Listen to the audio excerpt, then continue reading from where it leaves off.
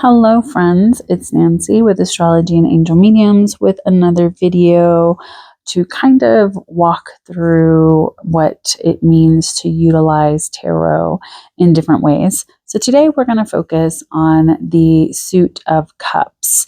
And as typical, I'm using this Learning Tarot Cards deck from Witchy Cauldron, not sponsored or anything.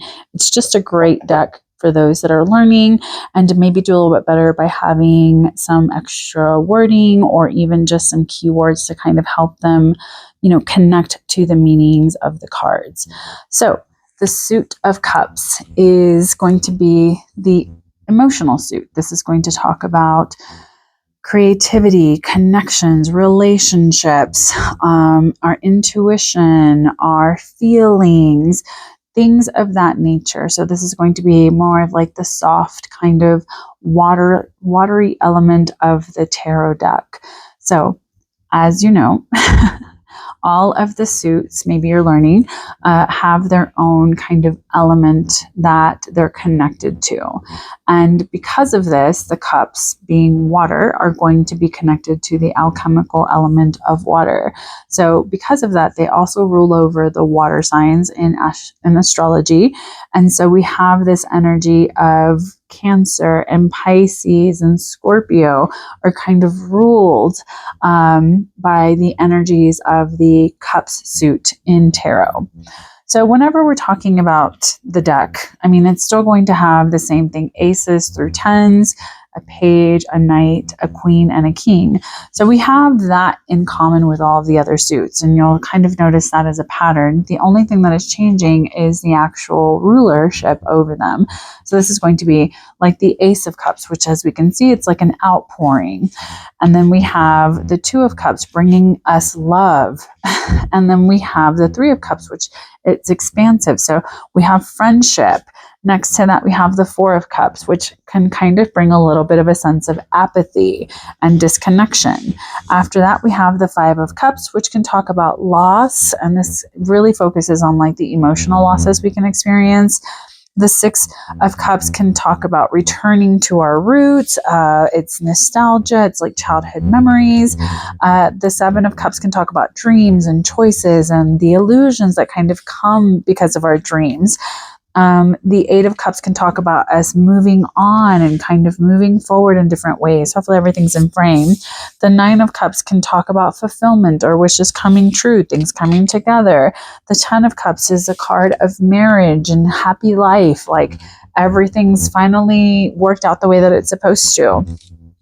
And then we move on to like the Page, which is all about intuition and kind of stepping out in that creative manner.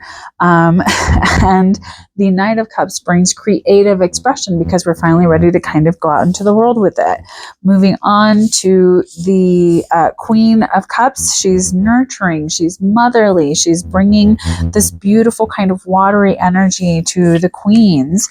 And then the King of Cups is the emotional maturity and emotional intelligence that we receive after we've been in all of the different situations and connections that may happen throughout our lives. So, as we can see, there's a little bit of everything when it comes to the emotional scale of being a person. And this is why it's important to kind of have a good understanding of how all of the suits work and what they rule over and the energy with all of them. And I just think it's very fascinating to look at how each of the energies can kind of change, not just through the different numbers, but also within the actual suits.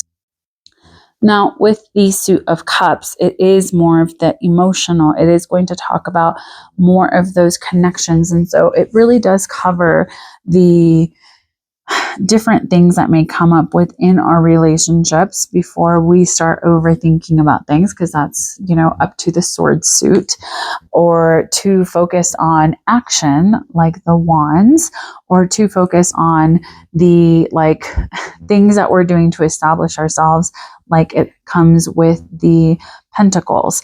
And so this is like us really focusing on ourselves through the people that we come into contact with, how we show up in the world because of those things, and some of the emotional things that may happen to us throughout, living life.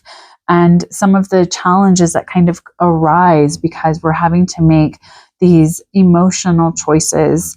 So I really like to kind of tune into readings by kind of paying attention. Like if there's a pattern with a lot of cups, I would definitely say that maybe there's a lot of emotionality going on. Maybe there's some big emotional changes happening. Maybe there's something happening in the relationships that are surrounding that person or the relationship to themselves.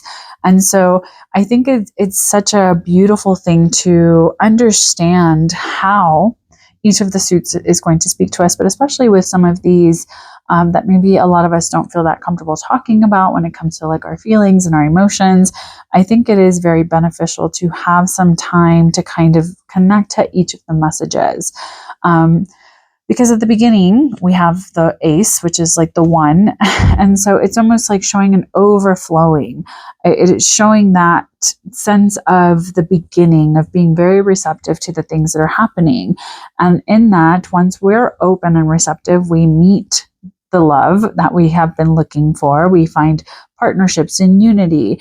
And once we have that happiness there, we can kind of move on to establishing ourselves with our community, kind of sharing that love that we have found and moving into, more people doesn't always mean less problems. That can kind of lead us to a sense of apathy because then maybe we're comparing ourselves or kind of focusing on what maybe we don't have, because again, emotions are something that is constantly, shifting. They're never just like one thing. And then we go through the sense of loss that a lot of us experience in life. And then from that usually the grief of that or the sense of loss usually makes us want to kind of burrow down into things that are comfortable for us. So we move into the Six of Cups energy of that nostalgia, returning to our roots, trying to connect more to that part of ourselves. And in that, we start to examine our dreams. We start to see what is being presented to us, what is showing up for us, what are the options.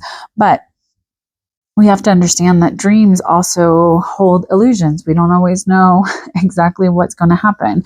So then we have to make the spiritual choice to move on and to like really take ourselves somewhere else where we can kind of, say enough is enough. I'm going to go seek out my truth and what I need. And in that, we find the fulfillment and the happiness that maybe we're lacking in other ways. So this is very much about, I'm so close. There's just something that I need to kind of learn to release so that everything can really come back together. I can have that happiness. I can have the bliss that I've been searching out.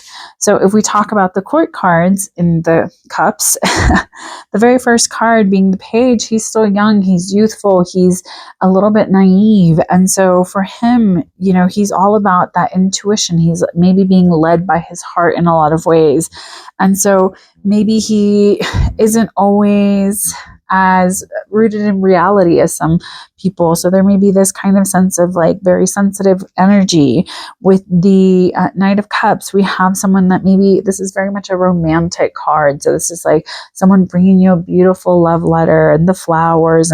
But when it talks about like you on your journey, it can talk about maybe learning to follow your heart and, being very full of ideas and being very like receptive to the messages that you're receiving. When we move on to the Queen of Cups, she has this very like sincere energy about trying to nurture the people around her. It's very much a like mothering kind of card, very mothery role that can kind of be happening in our lives. And then finally, with the King of Cups, we have the emotional intelligence that comes from going through all of the emotional things and learning. And so when I think of how, if I were to do like a timing sort of thing when it comes to the cups, I feel like because it's like water and things kind of coming together, I almost like associate this energy with spring. And because it does take a couple of weeks for something to really like grow and be watered and things like that, I almost think that the timing for them is definitely going to be like weeks. So if I'm like, what's going to be happening, and then I'm like, okay, I'm like waiting for something to happen, then I would definitely say like, oh, it'll be like a couple of weeks before I see some progression or momentum and movement in that. and maybe it's something that'll happen during springtime. So that's how I like to kind of connect to the energy of cups. I think that it's a beautiful thing to kind of add in because, again, a lot of life is very emotional. And so I think that it kind of gives us an opening towards understanding what it is that we're feeling, what it is that maybe we're experiencing, and how we show up in relation to others. So I hope that you enjoyed this video. I hope that it made sense. Thank you so much for joining me. Coming up next for educational videos, I'm going to be talking about tarot. I think I'm going to move into talking about reversals, and then eventually talk about like the numerological influences of, that we can utilize numerology in tarot. So thank you so much for joining me. Have a good one. Take care. And as always, make good choices. Bye.